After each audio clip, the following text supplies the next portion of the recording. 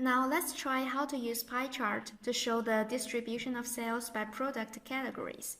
First, under the group table, drag the product category to the dimension and sales to indicators. Select View All Data.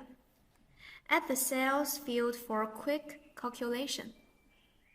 Select percentage. Next, click on the pie chart to switch types.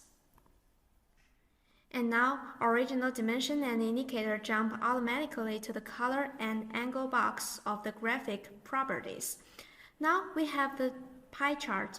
Only when we hover the mouse over the graph can the text be displayed. We expect to display text and values directly on the graph.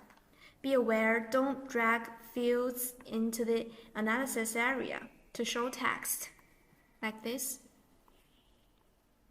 Instead, we drag onto the graphic properties. We can drag the product category and sales onto the tag.